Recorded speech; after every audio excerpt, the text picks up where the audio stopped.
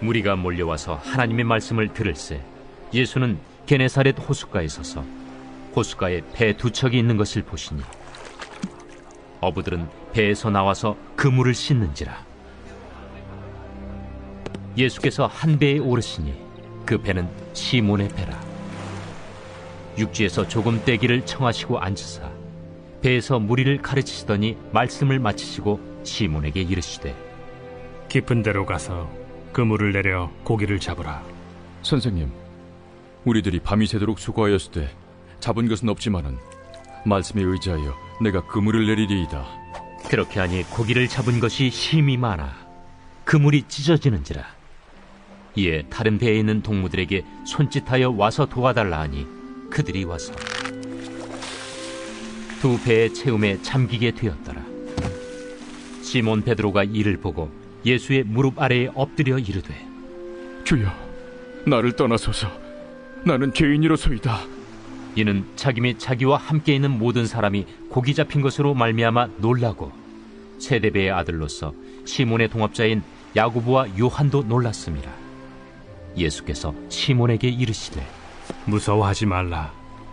이제 후로는 내가 사람을 취하리라. 그들이 배들을 육지에 대고 모든 것을 버려두고 예수를 따르니라. 네, 오늘 거룩한 주일 예배에 오신 여러분, 주님의 은혜와 축복이 여러분 삶 가운데 넘쳐나시길 간절히 축원합니다. 우리 옆분들과 인사 좀 합시다. 우리 은혜 받으며 삽시다. 인사하시 바랍니다. 은혜 받으며 삽시다. 인사하십시오. 네, 감사합니다. 긴 터널에 있는 것 같습니다.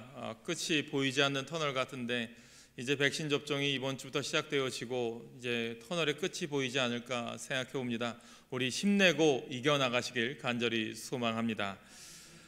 오늘 말씀은 예수님의 이제 공생의 사역의 시작을 의미합니다. 이제 갈릴리 지역, 게네사렛 지역에서 예수님의 복음을 전하시는 내용이 오늘 등장하면서 사역을 같이 할 제자들을 부르시기 시작을 하죠. 그런데 우리가 이 메시지를 보면서 제가 깨달은 것이 있다면, 오늘 제가 이제 매일마다 또 읽는 책이 있고 묵상하는 게 있습니다. 전에도 말씀드렸다시피 오스왈드 챔버스의 주님은 나의 최고봉과 함께 순종이라는 책을 제가 읽고 있습니다. 이 순종이라는 책에 보면 영국에서 엘리트로 나갔던 이 오스왈드 챔버스가 하나님이 나에게 주신 사명이 무엇인가 고민하던 중에 목사가 되고 엘리트 과정을 다 내려놓고 사역제기를 걸어가다가 또 영국에서도 사역을 내려놓고 이제 저 이집트, 이 20세기 초에 영국의 식민지였던 이집트에 가서 자이툰 부대에 가서 복음을 전하는 그 사역을 감당하게 됩니다. 그 내용의 간증을 담은 책이 순종이라는 책입니다. 그 내용을 보면 그가 젊은 나이에 43세의 나이에 안타깝게 이집트의 풍토병에 걸려서 또한 자신의 수술한 맹장 수술이 잘못되어져서 이렇게 사망하게 되었는데, 그의 인생이 실패한 것이 아니라 장례식 때 이집트 사람들과 많은 사람들이 그의 장례를 추모하는 모습을 이 책에서 기록하고 있습니다. 참 이 책을 통해서 깨닫는 것은 그가 강조한 단어들이 있어요. 들을 귀가 있어야 됩니다. 우리는 하나님 말씀에 순종해야 됩니다 라는 내용이었습니다. 여러분, 모든 것이 같습니다. 여러분들 삶에도 하나님 말씀을 들을 귀가 열리고 말씀에 순종하는 여러분 되시길 간절히 축원합니다. 오늘 본문에 보면 이제 이른 아침에 예수님께서는 사람들에게 복음을 전하려고 게네사렛 호숫가에 나오셨습니다. 마침 호숫가에 가니까 이제 배를 두 척이 있는 것을 보게 되죠. 그 배에서 이제 그물을 다 내려놓고 그물을 정리하고 있는 두 명을 만나게 되죠. 그 두 명 중에 한 사람이 베드로입니다. 그런 중에 복음을 전하는데 많은 사람들이 모이니까 이들에게 효과적으로 복음을 어떻게 전해야 될까라고 하면서 예수님이 배 한 척을 빌리게 됩니다. 그 배의 한 척이 바로 베드로의 배였죠.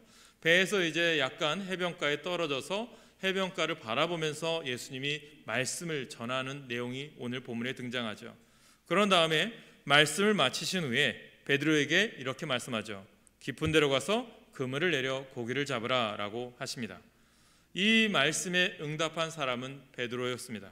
베드로는 곧장 선생님, 우리들이 밤이 새도록 수고하였으되 잡은 것이 없지만은 말씀에 의지하여 내가 그물을 내리리다 라고 합니다.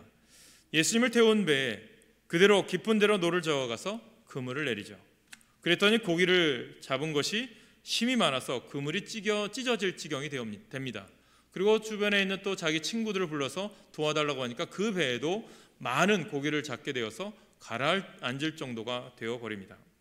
저는 이 말씀을 보면서 정말 우리가 집중해야 될 단어가 있습니다. 오늘 누가복음 5장에 보면 이 깊은 곳에 가서 또 잠기게 되었다, 이런 내용이 참 그 단어들이 저에게 참 와닿습니다. 이 말씀을 준비하면서 묵상하는데 에스겔 47장의 에스겔 선지자의 환상을 생각했습니다. 에스겔 선지자가 성전 문 앞에 서 있는데 하나님 환상을 보여주시죠. 성전문에서 물이 나오는데 하나는 발목을 잠그고, 그 다음에는 무릎을, 그 다음에는 허리를, 그 다음에는 온몸이 잠기게 됩니다. 이 내용은 무엇입니까? 온전히 하나님 앞에 잠기고 하나님 말씀에 온전히 순종하는 자에게는 하나님의 놀라운 기적적인 삶이 시작되어진다라는 것입니다. 저는 오늘 말씀을 통해서 여러분들이 정말 하나님께 부르심, 순종의 삶은 무엇인가를 한번 깨달았으면 좋겠습니다. 이 놀라운 광경을 본 베드로는요, 곧 예수님의 무릎 앞에 엎드립니다. 주여, 나를 떠나소서, 나는 죄인입니다 라고 했습니다. 예수님께서 베드로에게 이르시기를 무서워하지 말라, 이제 후로는 내가 사람을 취하리라, 이 사람 낳는 어부가 되겠다라고 하신 거죠. 이제 그들이 이제 배를 육지에 대고 이제 그들을 어떻게 합니까? 바로 예수님을 따르는 내용이 오늘 본문입니다. 그래서 오늘은 베드로를 부르심과 순종에 대해서 죄인이 구원에 이르는 단계를 우리가 살펴보므로 은혜를 나누려고 합니다. 여러분, 오늘 성경 말씀을 통해서 우리는 과연 깊이 있는 신앙이란 무엇이라고 생각하십니까? 또 그러므로 깊은 곳에 그물을 내리는 순종의 삶은 어떤 삶입니까? 많은 사람들이 말씀을 들었지만 이 말씀에 반응한 베드로는 어떻게 예수 그리스도의 제자가 될 수 있었습니까? 오늘은 그 단계를 봅니다. 첫째는요, 복음을 전해 듣는 단계입니다. 베드로는요, 배 곁에 서서 주님께서 무리에게 하시는 말씀을 경청을 합니다. 믿음을 가지려면 무엇이 필요하죠? 먼저 복음을 전달받아야 되지 않겠습니까? 누군가 나에게 복음을 전해줘야 내가 예수를 믿게 되는 것과 같은 내용이죠. 로마서 10장 14절에 보면 바울이 이런 말을 합니다. 그런즉 저희가 믿지 아니하는 일을 어찌 부르리요, 듣지도 못한 일을 어찌 믿으리요, 전파하는 자가 없어 어찌 들으리요 라고 하신 대로 예수 그리스도에 대해 듣지 못한 사람이 어떻게 믿을 수가 있겠습니까? 이는 밭에 씨앗을 뿌리지도 않고 싹이 나오기를 기대하는 것과 다를 바 없다는 거죠. 구원의 첫 단계는요, 복음을 전해 듣는 겁니다.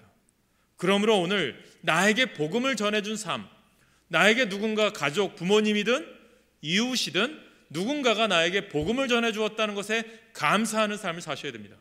그 복음을 전해 주었기에 내가 오늘 예수 믿고 구원의 자녀가 되었음을 우리가 깨달았어요. 그렇다면 우리의 삶은 어떻게 됩니까? 그 보내주신 그 사람을 통해서 내가 예수 믿게 된 것에 대해 감사함으로 오늘 하루하루를 소중하게 하나님께 감사하는 삶으로 사는 우리가 되시길 간절히 축원합니다. 그렇기에 예수님께서는 말씀하시기를 마태복음 13장에 보면 너희 눈은 봄으로 너희 귀는 들음으로 복이 있도다. 내가 진실로 너희에게 이르노니 많은 선지자와 의인이 너를 보는 것들을 보고자 하여도 보지 못하였고 너희 듣는 것들을 듣고자 해도 듣지 못하였느니라 라고 말씀합니다. 예수님을 뵙고 그가 전하시는 복음을 들었던 유대인들은요, 그들의 조상들보다 복이 있는 사람이라는 거예요. 왜냐하면 그들은 조상들이 그토록 고대하던 메시아를 보았고 그의 말씀을 듣는 혜택을 누렸다는 거죠. 오늘 우리들이 이 땅에 사는 게 축복이라는 거예요. 만약에 내가 저 북한에 살고 있다면, 아니면 저 모슬림, 지금 군부 쿠데타가 일어나서 혼란스러운 저 미얀마에 태어났다면 얼마나 처절한 인생을 살고 있었겠습니까? 오늘 대한민국에 사는 사람들은 복음을 들을 기회가 활짝 열려있는 시대에 산다는 점에서 이 땅에 복음이 들어오기 이전에 살았던 조상들보다 내가 복받은 사람이다, 이것을 깨달으셔야 돼요. 그래서 오늘 내가 예수 믿기까지 복음을 전해준 분이 있습니다. 그분께 감사하는 삶을 살아셔야 됩니다. 우리는 신앙의 자유를 무제한적으로 누리지만 아직도 지구상에는요, 신앙의 자유를 누리지 못하는 사람들이 얼마나 많이 있는 줄 아십니까? 우리는 이 사실을 알고 자유롭게 신앙생활하는 것에 대해서 감사를 잊지 마셔야 돼요. 우리는 이처럼 소중한 권리를 선용해서 기회를 놓치지 말고 예수 그리스도를 내가 받았으므로 이제는 받은 자의 삶은 전하는 겁니다. 전하는 삶을 사셔야 돼요. 오늘도 믿음 안에 살 수 있음에 그 은혜에 감사하는 마음으로 여러분들 이웃과 믿지 않는 가족들에게 또 여러분 주변 사람들에게 복음을 전하시는 여러분 되시길 간절히 축원합니다. 예수님께서 말씀하시죠. 요한복음 9장에 보면 때가 아직 낮임에 나를 보내신 이의 일을 우리가 하여야 하리라. 밤이 오리니 그때는 아무도 일할 수 없느니라 라고 말씀합니다. 그러니까 신앙을 마음껏 누리는 이 시간은 대낮이다라고 생각하시면 돼요. 낮이다. 그런데 이 낮이 지나가고 밤이 올 때가 있다라는 거예요. 그럼 우리가 이 시대 어떻습니까? 아마 지금 이 시대가 복음 전하기가 가장 힘든 시기예요. 아마 주변에 예수 믿으세요, 교회 나가세요 하면 아마 다르게 볼 겁니다. 그런 이 시대에 살아가고 있어요. 정말 그러니까 우리가 마음껏 복음 전하고 마음껏 예수 믿고 사는 것이 얼마나 축복이었는가를 우리가 기억하셔야 된다는 거예요. 여러분, 그러나 역사가 주는 교훈을 잘 보세요. 신앙의 자유가 언제까지나 보장될 수 있을 것 같습니까? 그렇지 않다는 거예요. 한국 교회사를 보면 복음이 남한보다 북한에 먼저 전해졌어요. 그래서 평양을요, 이 동방의 예루살렘이다라고 할 정도였고요. 최초의 신학교는 평양에 세워졌습니다. 최초의 부흥운동도 1907년에 평양 대부흥성회가 일어날 정도로 남한보다 북한이 교인들이 더 많았어요. 그러다가 북한의 공산주의가 서면서 많은 믿음의 사람들이 한국으로 들어오게 되죠. 그러면서 또 서울에 신학교도 세우게 되었고요. 한국의 많은 이북에서 피난 온 사람들이 복음을 전하기 시작합니다. 수많은 기독교인들이 핍박을 피해서 남한으로 내려오게 되었지 않습니까? 여러분, 북한이나 이슬람 국가들처럼 밤이 오면 그때는 전도하고 싶어도 할 수가 없어요. 그러므로 우리는 신앙의 자유를 누리는 지금 열심히 우리가 복음을 전하셔야 돼요. 코로나로 힘들지만 이 어려운 시기에도 하나님의 복음을 전하는 일에 최선을 다하셔야 됩니다. 예수 믿는 자의 삶을 내 삶에 있는 자리에서 보여주시길 간절히 소망합니다. 그래서 영적인 삶을, 예수 믿는 자의 삶의 모습을 기억하며 하루하루를 살아가셔야 돼요. 두 번째는, 우리가 믿음을 들었다면 두 번째는 믿음이 생겨서 자라나야 합니다. 로마서 10장의 사도 바울은 믿음은 들음에서 나며 들음은 그리스도의 말씀으로 말미암았느니라. 여러분, 하신 대로 예수 그리스도의 말씀을 듣는 사람의 마음에 믿음을 창출합니다. 그러나 그리스도의 말씀이 아닌 것은 아무리 많이 들어도 믿음이 자라지 않아요. 생기지 않습니다. 철학 이론을 많이 공부했다, 인문학을 많이 읽었다. 저도 책을 많이 읽어요. 인문학 책도 많이 읽습니다. 소중한 책이에요. 그러나 그것 때문에 믿음이 생기지는 않아요. 도리어 하나님을 믿지 못하게 방해꾼 노릇할 수도 있습니다. 그 외에 여러 인문학을 통해서 믿음을 얻지 못하기는 마찬가지입니다. 왜냐하면 인문학은 사람 중심인 거예요. 과학자들 가운데도요, 여러분, 하나님을 경외하는 사람들이 많이 있지만, 그래서 김명현 교수님도 이제 창조과학론을 주장하면서 많이 이제 강의도 하고 창조론에 대해서 과학적으로 증명하시지만 그렇지 않은 사람도 많이 있습니다. 진화론을 과학적으로 신봉하는 사람도 있어요. 미국에도 그런 교파가 있어요. 과학적으로 증명된 것만 믿는다, 그런 교파들이 있어요. 헐리우드 배우 중에도 그런 사람들이 많아요. 잘못된 신앙관이죠. 그들의 과학 지식이 하나님을 믿지 못하게 방해한다는 거죠. 그리스도인이 되려면 모든 선입견과 교만을 버리고 겸손히 주의 말씀을 내 것으로 받아들이셔야 돼요. 저는 베드로의 위대함이 여기 있다고 생각해요. 왜일까요? 여러분, 베드로를 생각해 보세요. 자신의 경험, 자신의 익숙한 것이 무엇입니까? 아마 어렸을 때부터 갈릴리 이 호수 주변에 살았기 때문에 아마 물고기 잡는 데는 선수겠죠. 낚시질의 선수겠죠. 그런데 어느 날 갑자기 예수님, 목수의 아들인 예수님이 와서 야, 저 대낮에 저 깊은 데로 가서 그물을 던지라 했을 때 여러분 어떨 것 같습니까? 우리는 어떨 것 같아요? 내가 정말 그래도 이 일의 베테랑이야, 이 일은 내가 다 잘 알아. 그런데 어느 날 다른 사람이 와서 이렇게 해보십시오라고 했을 때 여러분 어떻게 받아들일 수 있을까요? 아마 거부감이 먼저 들 수 있을 거예요. 그런데 베드로는 어떻습니까? 말씀을 들은 거예요. 그것이 실천될 수 있었던 배경에는요, 말씀을 들었던 것이 힘이 된다는 겁니다. 신앙이 자랄 수 있는 것은 말씀이라는 거예요. 그가 자신의 경험, 익숙한 것을 내려놓고 어떻게 합니까? 선생님이요, 내가 밤이 새도록 했지만 아무것도 거둔 게 없지만 주님 그 말씀에 의지하여 내가 그물을 내리겠습니다. 말씀에 의지했을 때 하나님의 놀라운 기적이 그에게 일어난 줄 믿으시길 간절히 축원합니다. 오늘 여러분 삶 속에 기적을 체험하기 원하십니까? 말씀에 의지하여 나가세요. 하나님 말씀을 날마다 상고하며 뜻대로 살아가시길 간절히 축원합니다. 베드로는요 이렇게 고백한 거죠. 내가 앞서는 것이 아니라 주님이 앞서는 신앙이 된 겁니다. 그리스도의 말씀은요 듣는 사람의 심령 속에서 생명으로 작용하게 되어 있습니다. 하나님의 말씀은 씨앗과 같습니다. 우리가 씨앗을 보세요. 이게 살아있는 것 같습니까? 그런데 씨앗을 한번 뿌려보세요. 그리고 물도 주고 잘 환경을 만들어 보세요. 그러면 그곳에 새싹이 나고 돋아납니다. 신기하죠? 그것은 왜 그럴까요? 왜 자랄까요? 내가 물 많이 줘서, 햇빛 줘서가 아니라 그 씨앗에는 생명이 살아있기 때문입니다. 제가 요즘 이제 겨울철이니까 제 사무실에 이제 나무들을 옮겨놨는데, 한번 올해가 너무 추웠잖아요. 그랬더니 나무가 죽은 게 있어요. 제 사무실 바깥에 전에는 안 죽었는데 죽은 나무가 있어서 보니까, 야, 이 나무 그래도 다 잘라내서 살까봐 옮겨놓은 게 있어요. 그런데 죽은 나무는 죽은 게 있고 거기서 다시 새싹이 나는 게 있더라고요. 그래서 생각했습니다. 아, 생명력이 있으니까, 생명이 있으면 새싹이 돋는구나. 그 신비를 깨달았어요. 저는 여러분들에게 복음의 씨앗이 있으셔야 된다는 거예요. 그러면 분명히 겨울철 같은 이 시기, 코로나로 힘든 이 여건 같은 이 시기를 분명히 하나님께서 여러분과 생명이 있으면 그 생명으로 여러분 이 시기를 이겨나가게 하셔서 새싹이 돋게 하심을 믿으시길 간절히 축원합니다. 그리스도의 말씀 곧 복음은요, 씨와 같아서 말씀을 들은 사람 속에서 생명의 작용을 일어나게 합니다. 그래서 예수님이 마가복음 4장에 보면 하나님의 나라는 사람이 씨를 땅에 뿌린 것 같으니 그가 밤낮 자고 깨고 하는 중에 씨가 나서 자라되 어떻게 그리 되는지를 알지 못하느니라. 땅이 스스로 열매를 맺되 처음에는 싹이요 다음에는 이삭이요 그 다음에는 이삭의 충실한 곡식이라. 아멘. 베드로는 주의 말씀을 듣는 중에 무엇이 생겼기 때문에 가능한 거예요? 믿음이라는 게 생긴 겁니다. 믿음. 들음에서 믿음이 나는 거죠. 그리고 입으로 시인하여 구원에 이르느니라. 이분은 보통 사람이 아니라 하나님의 보내실 받은 그리스도이심을 깨닫게 된 거죠. 사랑하는 여러분, 성숙한 믿음 갖기 원하십니까? 믿음은 들음에서 나고 들음은 그리스도의 말씀으로 말미암느니라 라고 하셨듯이 주의 말씀 듣기를 날마다 사모하시길 소망합니다. 사모하셔야 돼요. 세 번째로, 말씀을 들었어요. 그럼 무엇이 필요할까요? 믿음으로 순종하셔야 돼요. 순종.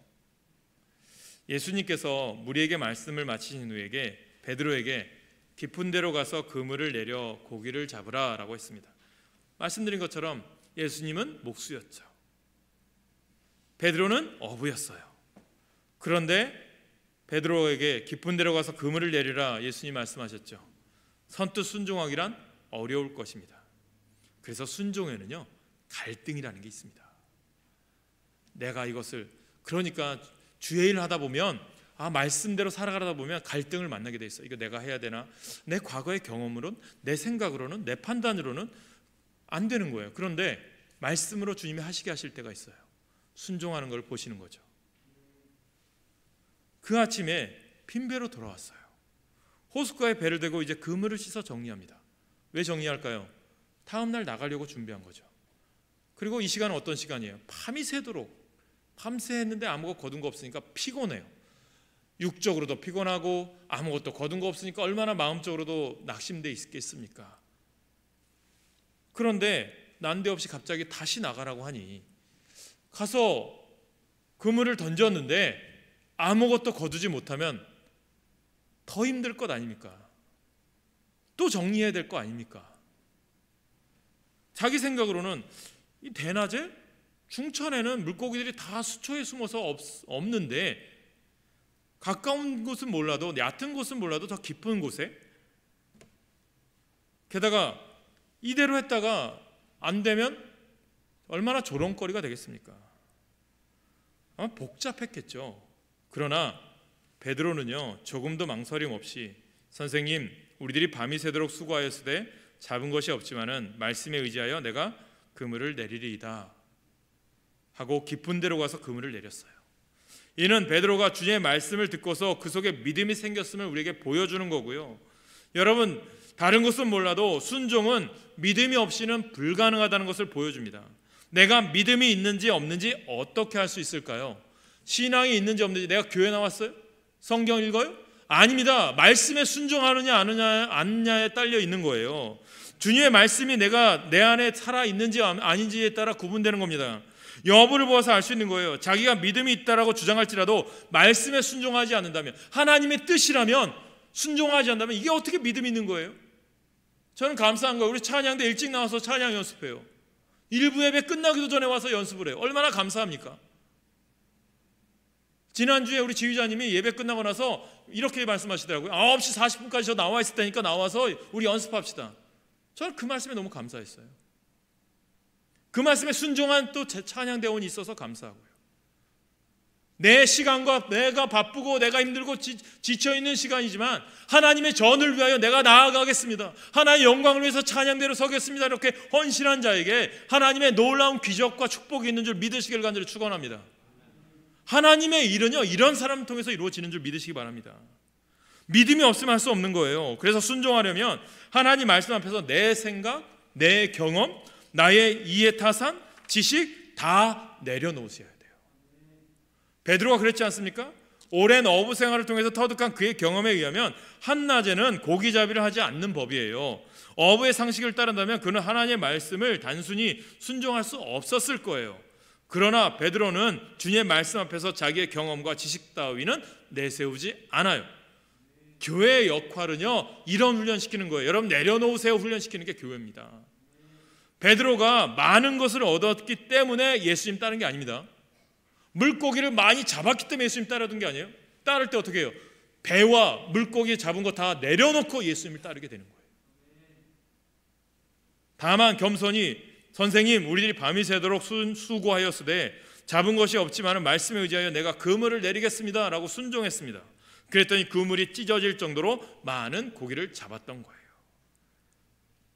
우리 하나님의 능력 경험하기 원하시잖아요. 내 삶에 하나님의 기적이 일어나길 원하시잖아요. 베드로처럼 주님의 말씀에 순종하시길 간절히 축원합니다. 어떤 분들 그런 얘기를 해요. 주일날 예배 드리세요, 예배 나오세요. 듣는 분이 복 있는 자예요. 그렇게 얘기해도 안 듣는 분이 있어요. 어떤 분들은 새벽 기도 좀 나와서 기도하세요. 듣는 분이 복 있는 사람이죠. 그런 분이 있죠. 내가 좀 더 일찍 가서 일하면 돈 더 벌 텐데. 하나님은요, 그거 다 가져가십니다. 그걸 하나님이 기뻐하시지 않는 거예요. 물질이 인생의 주인인 것 같습니까? 물질 갖고 천국 가는 분 보셨습니까? 없는 거예요. 베드로처럼 주의 말씀에 순종하시길 바랍니다. 성경 읽어보세요. 그러면 믿음의 선진들이 하나님 말씀에 순종했을 때 위대한 기적을 체험하게 돼요. 믿음이 있는 사람들은 하나님 말씀을 기꺼이 순종하기 때문에 하나님의 능력을 경험합니다. 순종은 우리의 믿음을 하나님 앞에 나타내 보이는 방편인 거죠. 그래서 사무엘도 사울에게 순종이 제사보다 낫다라고 말씀하셨습니다. 구원받는 믿음이란 다만 입술로만 시인하는 것이 아니라 들은 바 하나님 말씀을 순종하는 것입니다. 그래서 헨리 블랙가비 목사님이 하나님이 경험하는 삶의 내용이 이 내용인 거예요. 예수님께서는 말씀하시기를 나더러 주여 주여 하는 자마다 천국에 들어갈 것이 아니요 다만 하늘에 계신 내 아버지의 뜻대로 행하는 자라야 들어가리라. 아멘. 우리 같이 읽겠습니다. 마태복음 7장 21절 시작. 나더러 주여 주여 하는 자마다 천국에 다 들어갈 것이 아니요 다만 하늘에 계신 내 아버지의 뜻대로 행하는 자라야 들어가리라. 아멘. 내 아버지의 뜻대로 행하는 자, 여기에 밑줄 그으세요. 여러분, 순종하면 떠오르는 사람, 믿음의 사람 하면 떠오르는 사람이 누굴까요? 구약 성경에 아브라함이죠. 아브라함. 믿음의 조상이라고 불러요. 창세기를 읽어보면 그가 얼마나 철저한 순종의 사람이었는지 알 수 있습니다. 창세기 12장 1절부터 보십시오. 야, 너 본토 친척 아비집을 떠나 약속한 땅으로 가라 했을 때 아브라함은 뒤도 돌아보지 않고 갈대아 우르를 떠납니다. 여러분, 갈대아 우르는요, 지금의 이라크 지역인데요, 지금도 그 도시가 남아있어요. 우르라고 하는 도시가 남아있어요. 어마어마한 큰 성이 있고요, 어마어마하게 발달된 도시고요, 문명이 발달된 도시예요. 그런데 그곳을 떠나서 알지 못하는 땅으로 가라? 쉽겠습니까?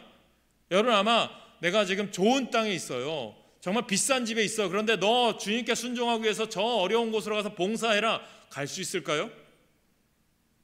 쉽지 않았을 거예요. 그런데 아브라함은 두말할 나위 없이 그 말씀에 순종하여 익숙한 곳을 떠납니다.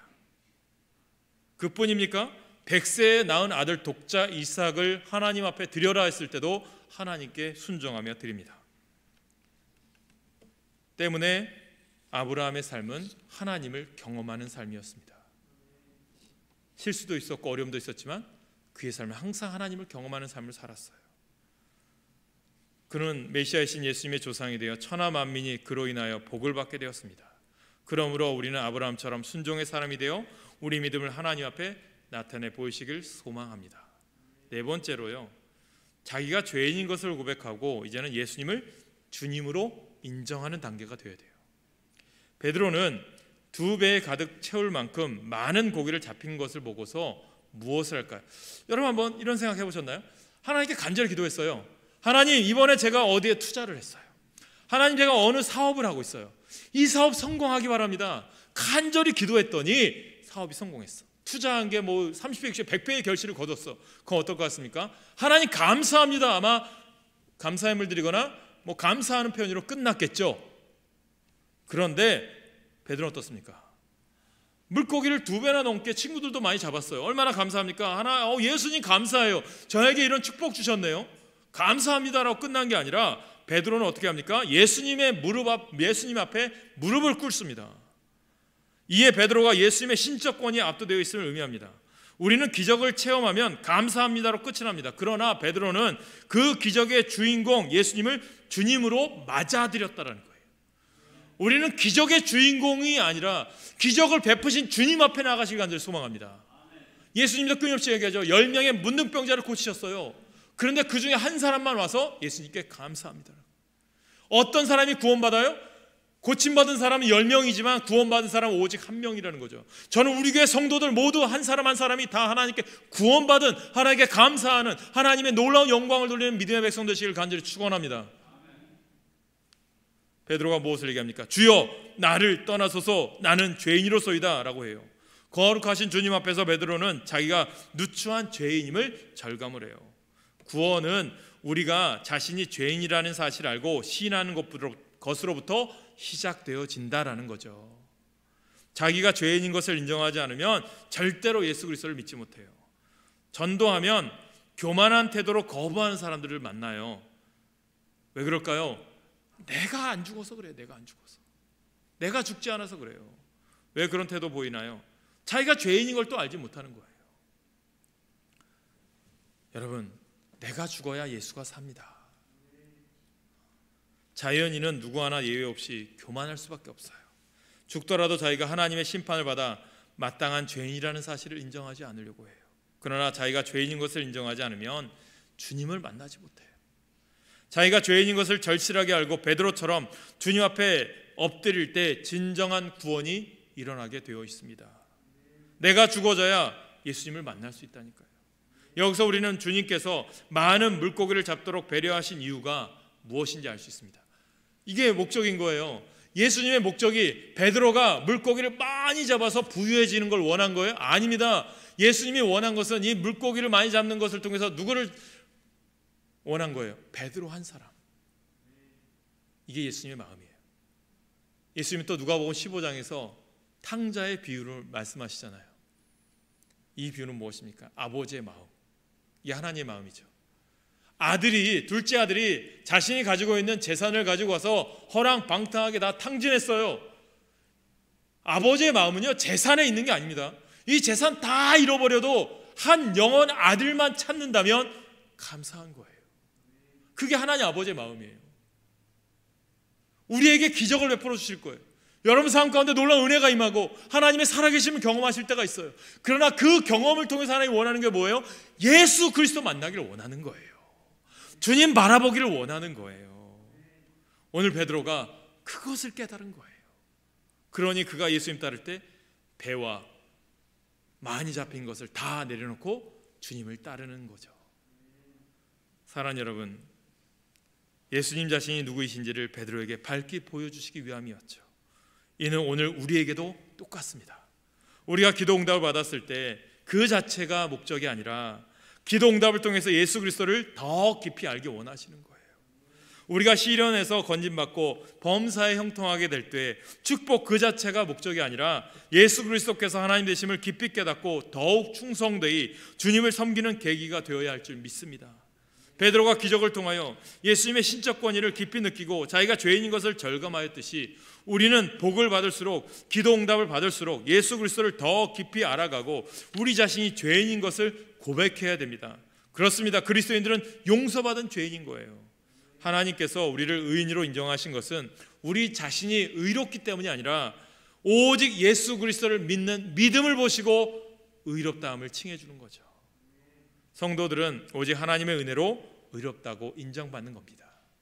그러므로 우리는 언제라도 하나님의 은혜가 없으면 멸망할 수밖에 없는 죄인인 것을 알아서 은혜 아니면 살아갈 수 없습니다. 그 고백으로 믿음의 삶을 살아가는 우리가 되시길 간절히 축원합니다.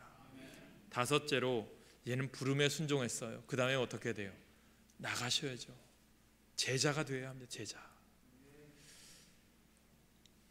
이런 얘기를 해요. 저도 묵상하면서 주님은 우리에게 간증의 삶을 원하시는 게 아니라 증인의 삶을 원하신다고 이야기해요. 우리가 간증을 하는 건 뭡니까? 내가 체험하고 하나님을 경험한 것을 간증하죠. 그럼 간증하다 보면 교만해져요. 그래서 우리는 어떻게 되느냐? 증인이 되라는 거예요. 주님이 살아계심을 증거하는 증인이 되는 삶. 내 안에 역사하신 분이 하나님이심을 증거하는 증인이 되길 원하시는 거예요. 베드로가 주님의 무릎 앞에 엎드려 주여 나를 떠나소서 나는 죄인으로소이다 라고 자박했을 때 주님께서 그에게 말씀하시기를 무서워 말라 이제후로는 내가 사람을 취하리라 라고 말씀하셨습니다. 이는 주님께서 베드로를 제자로 부르셨다는 것을 의미합니다. 주님의 제자는 아무나 될 수 없습니다. 주님의 부르심을 받고 결단해야 됩니다. 베드로는 예수님께서 그를 제자로 부르셨을 때 배에 육지에 대고 모든 것을 버려두고 주님을 따라요. 예수님의 제자가 된 것은 구원받은 성도들이 이르러야 할 최상의 단계예요. 이렇게 말하면 우리처럼 평범한 신자들이 어떻게 베드로와 같이 베드로처럼 주님의 제자가 될 수 있겠습니까? 반문할지 모르겠죠. 그러나 우리는 사도가 될 수는 없습니다. 그러나 예수님께서는 우리에게 사도가 되라고 하지 않으셨어요. 다만 주님의 제자가 되기를 원하십니다. 제자는 스승의 가르침을 생활 속에 실천하는 자입니다. 그래서 우리는 예수님의 가르침을 따르고 예수님을 본받아 행하는 제자가 되어야 합니다. 그래서 예수님께서 말씀하시기를 마태복음 11장에 보면 수고하고 무거운 짐진 자들아 다 내게로 오라 내가 너희를 쉬게 하리라 나의 마음은 온유하고 겸손하니 나의 멍에를 메고 내게 배우라 라고 하셨습니다. 그뿐 아니라 예수님께서 승천하시기에 제자들에게 이렇게 말씀하십니다. 너희는 가서 모든 족속으로 제자를 삼아 아버지와 아들과 성령 이름으로 세례를 주고 내가 너에게 분부한 모든 것을 가르쳐 지키게 하라. 이 사명이 교회 안에 있는 거예요. 교회는 이러한 사명을 위해서 주님의 말씀으로 훈련시키는 겁니다. 주님의 지상명령은 만민에게 복음을 전하여 주님의 제자로 삼으라는 것입니다.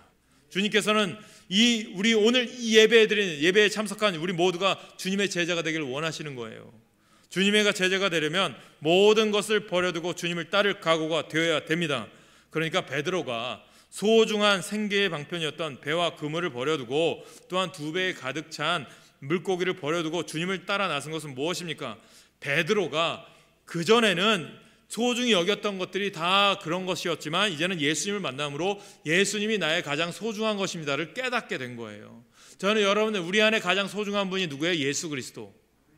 예수님께서 말씀하시기를 마태복음 10장에 보면 아버지나 어머니를 나보다 더 사랑하는 자는 내게 합당치 아니하고 아들이나 딸을 나보다 더 사랑하는 자도 내게 합당치 아니하고 또 자기 십자가를 지고 나를 쫓지 않는 자도 내게 합당치 아니하니라.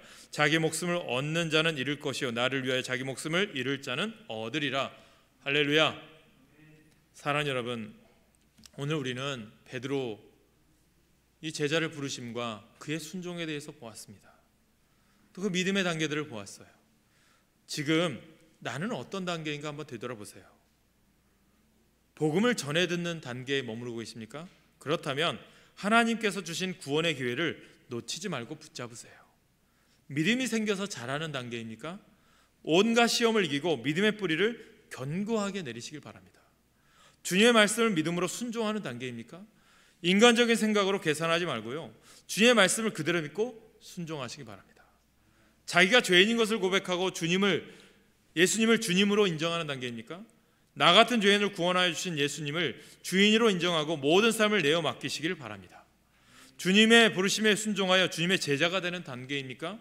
베드로처럼 모든 것을 버려두고 주님을 따르는 제자가 되십시오. 사랑하는 성도 여러분, 빈배로 실망하고 계신 분이 계십니까?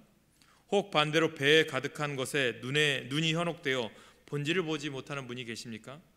말씀이 귀에 들어오지 않고 말씀을 사모하는 마음이 생기지 않고 말씀에 순종할 용기가 없는 분이 계십니까?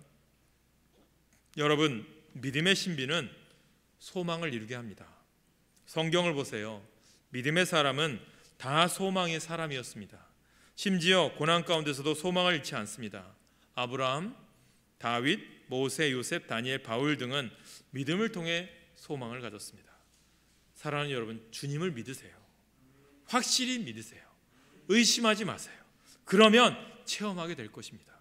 믿음 가운데 하나님께서 주시는 담대함과 기적과 소망을 가지고 늘 승리하는 여러분 되시길 주님의 이름으로 간절히 축원합니다. 기도하겠습니다.